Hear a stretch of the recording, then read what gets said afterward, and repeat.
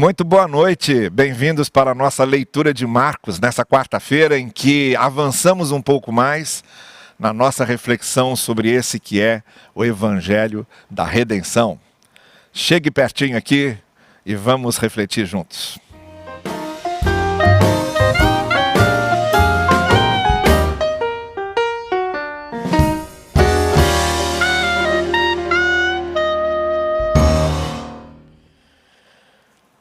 Olha, Jesus Cristo está em Jerusalém.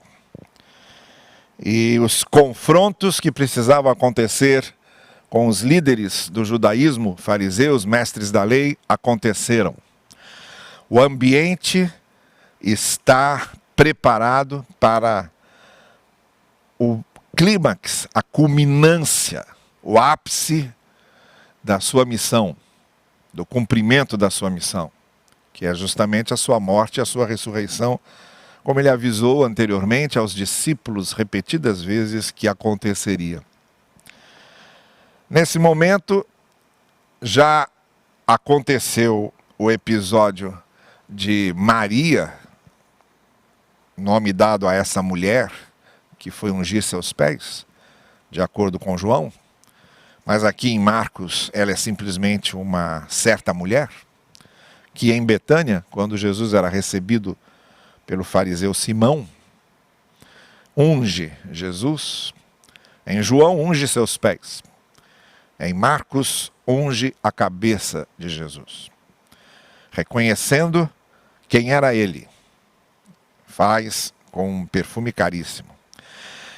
E Jesus diz que ela, nesse gesto, antecipou a morte de Cristo e a unção do seu corpo. Que, como vimos, na verdade não aconteceu. Porque o corpo de Jesus, antes de ser ungido pelas mulheres que lá chegaram ainda na madrugada de domingo, já havia ressuscitado e o túmulo já estava vazio. Então esse gesto dessa mulher que unge Jesus, ele é extremamente significativo, porque deixa bem sinalizado quem era Jesus para ela, e a essência da missão de Cristo. A interpretação que Jesus Cristo dá a isso, dizendo: aqui está sendo o meu corpo ungido antes da morte. Então nós temos aqui todo o ambiente preparado, todo mundo que tinha que ser avisado do que ia acontecer a partir dos discípulos foi avisado. Só não entendeu quem não quis ou quem realmente não estava com a cabeça ali, como foi o caso de Judas, que não estava com a cabeça ali. O texto que lemos cria essa ponte, cria essa comunicação com o fato de Judas ter saído de lá e entregado Jesus aos sacerdotes, combinado como faria essa traição, essa entrega de Jesus para que fosse preso. Agora criou-se esse sentimento de urgência, é necessário que nós calemos esse homem o mais rápido possível. E então está tudo preparado para o episódio que vem agora, que é a sua paixão. A paixão de Cristo começa nessa noite em que Jesus se reúne com seus discípulos para celebrar a Páscoa e termina com o seu sepultamento no túmulo de José de Arimateia. Então, toda essa parte é chamada de paixão de Cristo, o sofrimento de Cristo, não é?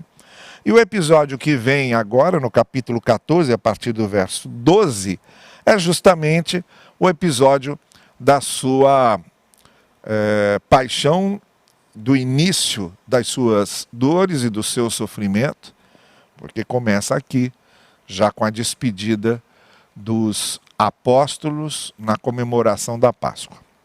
O versículo 12 diz: no primeiro dia da festa dos pães sem fermento, a festa da Páscoa, eu já disse para vocês, Páscoa é uma palavra hebraica, Pessah, que significa passagem, celebrava a saída do Egito, isto é, a passagem da escravidão para a liberdade, que acontecera no tempo de Moisés. E agora então, nessa celebração da Páscoa, se fazia todo o rito de celebração a que os judeus estavam acostumados.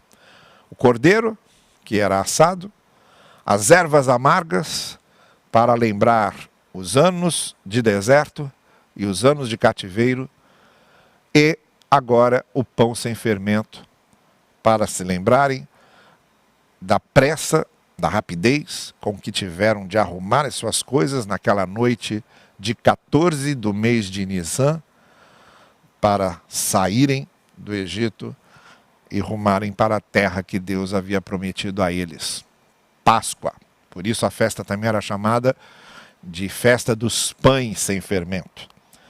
Então, quando estavam lá na festa, quando se costumava sacrificar o cordeiro pascal, os discípulos de Jesus lhe perguntaram: aonde queres que vamos e te preparemos a refeição da Páscoa?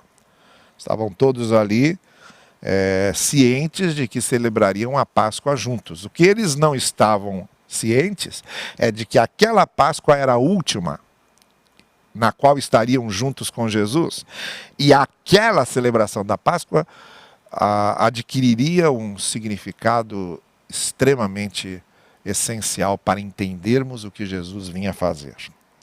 Então, Jesus enviou 2 de seus discípulos, dizendo-lhes: entrem na cidade, isto é, em Jerusalém. Vamos lembrar que eles estavam em Betânia, não é? Entrem na cidade, e um homem carregando um pote de água virá ao encontro de vocês. Sigam-no e digam ao dono da casa em que ele entrar: o mestre pergunta, onde é o meu salão de hóspedes, no qual poderei comer a Páscoa com meus discípulos. Ele mostrará uma ampla sala no andar superior, mobiliada e pronta. Façam ali os preparativos para nós. Há 2 coisas que eu queria considerar aqui nesse episódio, que lembra muito o episódio do jumentinho. Um pouco antes de entrar em Jerusalém, Jesus também mandou os apóstolos, os discípulos, falarem a um homem que precisava do jumento. E estava tudo preparado já, eles só foram lá, o homem já estava sabendo, pegaram o jumento e trouxeram. Então é muito semelhante isso, né? Porque da mesma forma, Jesus os manda falarem a alguém que era o proprietário de um salão no qual uma mobília estava preparada para que eles pudessem celebrar a Páscoa.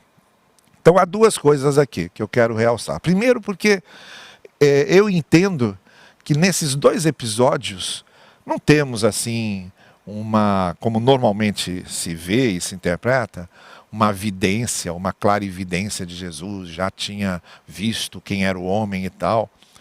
Não, o que eu vejo aqui é uma organização muito antecipada de Jesus, como se ele já tivesse combinado com alguém, já estivesse tudo certo, era só avisá-los para irem lá, que a pessoa já estava sabendo. Então isso me passa assim um sentido de muita organização de Cristo, que já ensinara aos seus discípulos que ninguém vai à guerra sem antes se planejar, sem antes se preparar, e ninguém constrói uma torre sem antes planejar, sem antes se preparar. Então todo esse ensino que Jesus dava aos seus discípulos de que, olha, vocês precisam se planejar, precisam se organizar. A gente vê isso acontecendo com Paulo, né? Como que ele planejava a sua estratégia missionária, como ele planejava a estratégia missionária muito bem planejada de Paulo, em que ele ia a cidades importantes. E daquelas cidades importantes é que ia se irradiar para as cidades satélites, para as cidades menos importantes. Então havia essa estratégia de Paulo, não é? Havia a estratégia de Paulo na prisão de falar aos guardas que o prendiam ou que faziam sentinela ali naqueles 2 anos que ele passou naquela casa em Roma. Quantos soldados ele pôde evangelizar ali fazendo aquele revezamento de sentinela, aquela vigília, tanto que a gente vê historicamente que um dos grupos romanos onde mais aparecia cristãos era justamente naqueles que eram famílias de soldados.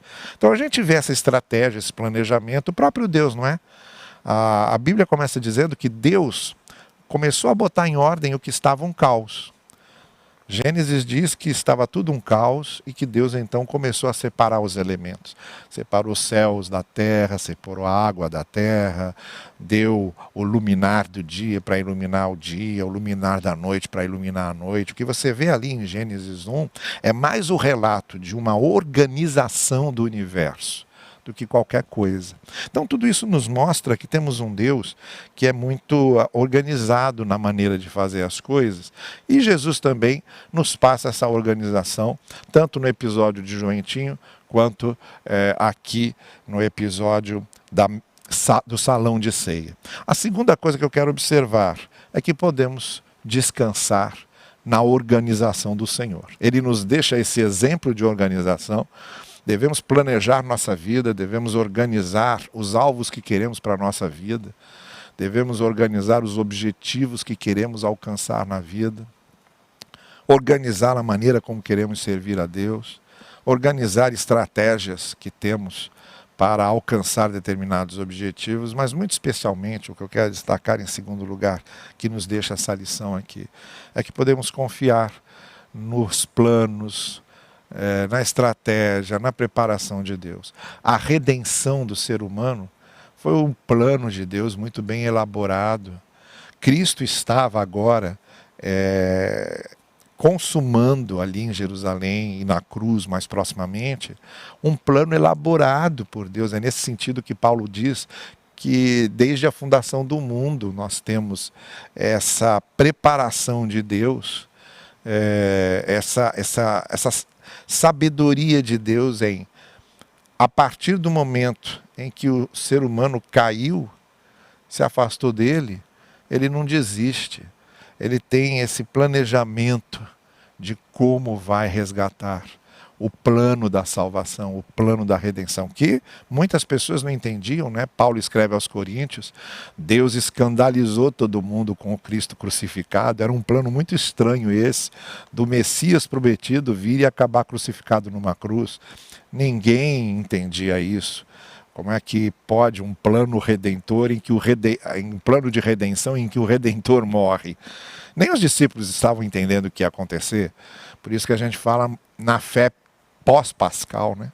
É só depois dos eventos da crucificação, da ressurreição, e muito especialmente até com a vinda do Espírito Santo, que as ideias se clareiam, que eles começam a entender realmente que tudo aquilo fazia sentido para a redenção, para a salvação, para a expiação do ser humano.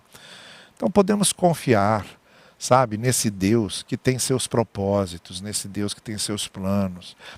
A história, o mundo, não é um caos solto no universo. Nós temos um Senhor muito planejado, com seus projetos, com seus desejos, com sua vontade, com seus propósitos, com a sua providência, não é? Encaminhando todas as coisas e muito especialmente cuidando de nós. E aí o texto continua dizendo, os discípulos se retiraram, entraram na cidade e encontraram tudo como Jesus lhes tinha dito. Realmente, ele já tinha preparado tudo antes. E aí prepararam a Páscoa, fizeram o cordeiro, prepararam as ervas amargas, separaram o pão sem fermento e mais algumas coisas que aconteciam nessa celebração. Aí ao anoitecer, Jesus chegou com os 12, já estava ali tudo preparado. Quando estavam comendo, então, ali, compartilhando os alimentos, reclinados à mesa, de novo aquela expressão que eu já expliquei, estavam também reclinados à mesa quando a mulher chegou para ungir Jesus. Eu já falei que eram mesas baixas, não se usava cadeiras, as pessoas se reclinavam apoiadas no seu cotovelo e comiam. Então já estavam reclinados à mesa e Jesus disse, digo que certamente um de vocês me trairá, alguém que está comendo comigo. A gente viu que anteriormente Judas já havia preparado todo o caminho para entregar Jesus, né? No finalzinho ali do episódio da unção de Jesus, versos 10 e 11, já narra isso. Jesus está apenas deixando claro que ele não está alheio a nada daquilo que está acontecendo, sabe o que está acontecendo. Então eles ficaram tristes. E um por um lhe disseram, com certeza não sou eu. Afirmou Jesus, é um dos 12, alguém que comigo está comendo do mesmo prato. Essa referência de Jesus é interessante, porque é como se Jesus estivesse dizendo, é alguém a quem eu revelei a mesma graça, é alguém a quem eu ensinei do mesmo jeito, é alguém com quem eu convivi Da mesma maneira como todos os outros 11 eu convivi com esse 12º. Alguém que ouviu tudo, alguém que viu tudo, alguém que participou de tudo. E que então é porque não está compreendendo quem eu sou e nem o que vim fazer, é que está fazendo o que está fazendo. O Filho do Homem, de Jesus então, fazendo menção a um título que ele usa, que é um título herdado da profecia de Daniel, e que significa aquele que assumiu a inteireza da humanidade, que trouxe a humanidade para si, claro, se referindo à encarnação. Talvez a melhor tradução para aqui seja o Filho da humanidade, aquele que encarna a humanidade toda em si, pois ele vai, como está escrito a seu respeito. Mas ai daquele que trai o Filho do Homem, melhor lhe seria não haver nascido, porque experimentou tudo, viu tudo, testemunhou tudo, esteve tudo diante dele, e ele não entendeu nada. Feliz era alguém que não tivesse visto nada, porque tinha pelo menos a desculpa de não ter visto nada, de não ter ouvido nada. Feliz é o índio no meio da mata que diz, nunca soube disso. Mas aquele que participou e viu tudo e ouviu tudo. Quantos de nós somos assim há tanto e tanto tempo na igreja sem compreendermos de verdade o que é o Evangelho, sem nunca entendermos de fato o que é o Evangelho, sem jamais compreendermos de fato quem é Jesus, qual foi a sua missão, qual é a missão da igreja. Somos os frequentadores casuais, os turistas acidentais, que não compreendem o que Jesus ensinou. Eu tenho dito sempre aqui, não é porque alguém pertence à igreja, não é nem porque alguém tenha sido batizado que realmente compreende o Evangelho. Às vezes pensa que compreende. Jesus está falando desse, que viu tudo, ouviu tudo e não entendeu nada. Não é? Essa que é a condenação de Judas. A condenação de Judas foi ter experimentado tudo e não entendido nada. Enquanto comiam, Jesus tomou o pão, deu graças, por isso que em alguns contextos cristãos, essa celebração da ceia se chama Eucaristia, porque o verbo grego eucaristo, que significa agradecer, vem dessa narrativa. Jesus pegou o pão e agradeceu, não é? Ele agradeceu o alimento ali naquela hora, por isso é chamado de Eucaristia, a gratidão pelo corpo de Cristo. Partiu o pão, deu aos discípulos dizendo, tomem, isto é o meu corpo. Jesus falando, isto é o meu corpo, da mesma maneira como ele disse, eu sou a porta. Ou da mesma maneira como ele disse, eu sou o caminho. Da mesma maneira como ele disse, eu sou a vida. Da mesma maneira como ele disse, eu sou o pão. Ou da mesma maneira como ele disse, eu sou a água, eu sou a luz. São figuras ilustrativas, são figuras de linguagem em que o verbo ser aqui, ele é traduzido por representa. Jesus representa a porta, Jesus representa o caminho, Jesus representa o pão, né? Tudo linguagem figurada. Jesus não é um caminho real, um pão literal. É porque Jesus alimenta que ele representa o pão, é porque ele nos leva à verdade, que ele representa o caminho, é porque entramos por ele para a salvação, que ele representa a porta. Dessa forma, é o mesmo estilo de linguagem que Jesus está usando aqui. Isto é o meu corpo, isto aqui é como se fosse o meu corpo que está sendo partido. Por que a representação do pão partido? Porque o corpo de Jesus seria torturado, açoitado, ferido, seria partido por nós, seria sacrificado por nós.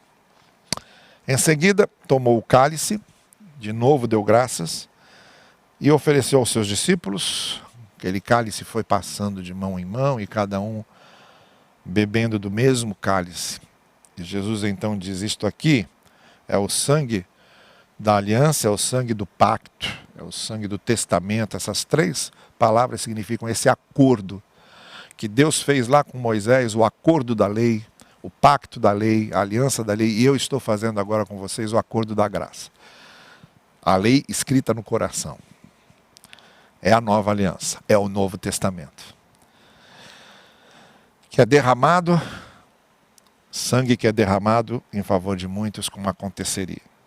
Eu afirmo que não beberei outra vez do fruto da videira até aquele dia em que beberei o vinho novo no reino de Deus. Claro que Jesus já está se referindo ao momento em que estaríamos com Ele por toda a eternidade, participando da mesa eterna, e tudo isso de novo, figuras de linguagem, para representar a eternidade que teremos com Cristo. Então, quando nós celebramos a ceia, da mesma maneira que Jesus nos ensinou, a gente não está só olhando para trás, para o que Jesus fez. A gente está olhando para o que Ele está fazendo agora e vai olhar para o que Ele estará fazendo ainda. Estamos olhando para a obra completa de Jesus. E aí, depois de celebrarem aquela Páscoa, de terminarem aquele momento, que era quase que uma despedida de Jesus dos seus discípulos, dos seus apóstolos, depois de terem cantado um hino, saíram para o Monte das Oliveiras, né? Fizeram a celebração da Páscoa como qualquer família judia costumava fazer, só que Jesus deu um significado maior. Mas depois de falar de Judas, que fez um tipo de traição, falemos agora de Pedro, que faz outro tipo. Ele está logo em seguida. O episódio vem logo depois. Ainda atordoados com aquela informação de que um deles o trairia, Jesus ainda acrescentou: vocês todos me abandonarão.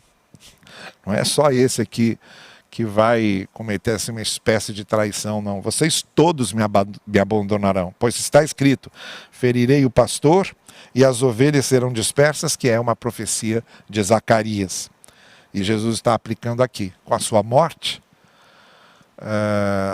todos ficaram atônitos, perplexos, temerosos de tudo. Com a sua ressurreição, ele vai aparecer para alguns, mas ainda assim, uma grande parte não o verá e continuará reclusa, com medo. Somente lá em Atos, quando estavam ali nas casas orando, né, tímidos, só lá em Atos, quando o Espírito Santo será derramado sobre a igreja, acontecendo lá o dia do Pentecostes, é que então a igreja se encherá do significado total de tudo aquilo que havia acontecido e se encherá do poder do Espírito. E aí começarão a sair ousadamente pregando e anunciando, não é? Mas enquanto isso não acontecesse, ia ficar todo mundo ali meio perplexo. Alguns comentando: olha, Jesus apareceu ressuscitado, mas muitos não tinham visto. Até aquele momento em que essa chancela do Espírito Santo virá sobre a igreja. E aí Jesus acrescentou: olha, vai acontecer isso, vocês ficaram como ovelhas perdidas, mas depois de ressuscitar, irei adiante de vocês para a Galiléia. Que seria essa aparição que Jesus faria aos seus discípulos e que será narrada mais adiante, nesse mesmo Evangelho de Marcos. Aí Pedro insistiu ainda mais, dizendo: mesmo que seja preciso que eu morra contigo, nunca te negarei. E todos os outros disseram o mesmo. E a gente sabe qual foi o final dessa história de Pedro, né? A gente vai ver mais adiante que Pedro nega assim. Então não é só uma questão de Judas ter negado a Cristo e não estar entendendo o que estava acontecendo. Pedro também teve as suas limitações e também teve um momento em que trai Jesus, em que o nega, em que rejeita tê-lo conhecido. Ali naquele ambiente de muita perplexidade em que todos eles ficaram com a prisão de Jesus. Que é um alerta para a gente também, não é? Não confiemos muito naquilo que pensamos sobre nós mesmos. Dependamos da graça de Deus. Porque Pedro confiava muito naquilo que ele era capaz de fazer. A gente vê no Evangelho essa narrativa várias vezes, Pedro tomando iniciativas, dava uma parte da resposta correta, na outra parte errava tudo, tantas vezes repreendido por Jesus. E agora aqui, muito confiado em si mesmo, muito confiante no que ele podia fazer. Isso é um alerta para a gente. Não confiemos muito naquilo que somos capazes de fazer, porque todos nós temos as nossas fragilidades. Pedro também tinha, como Judas teve, não é? Dependemos mais da graça. É isso que Jesus está aqui querendo ensinar a Pedro. E aí quando Pedro diz isso: não, eu vou morrer contigo, aqui Jesus não dá resposta nenhuma. Nos outros evangelhos, Jesus ainda adverte, olha, você vai me negar. Aqui em Marcos não, é um evangelho mais enxuto, fica só com o principal. Mas o silêncio de Jesus diz muito mais do que se tivesse dito alguma coisa. No silêncio de Jesus é como se Jesus dissesse a Pedro, espere, e você vai ver o quanto você pode confiar em você mesmo. E você vai ver o quanto você é forte. Então essa mensagem fica para a gente, de muito cuidado, muita atenção. Ou como diz o apóstolo Paulo, aquele que está em pé, cuide para que não caia. O que nos mantém em pé é a dependência constante e contínua da graça do Senhor. Vamos parando hoje por aqui. Na próxima sexta-feira a gente continua. Vamos orar. Senhor, nós te agradecemos por essa obra que Cristo realizou, a redenção que Ele nos trouxe. Que sejamos, Senhor Deus, capacitados por Ti, capacitados por Tua graça, para sermos dignos de vivermos, experimentarmos e proclamarmos tudo isso que Jesus fez. Abençoa aqueles que estão nos acompanhando agora por essa transmissão, as nossas famílias, aqueles que estão enfermos, os que estão entristecidos por perdas. Senhor querido, dá-nos sempre a Tua presença em cada momento. Nós pedimos no precioso nome de Cristo. Amém. Boa noite a todos.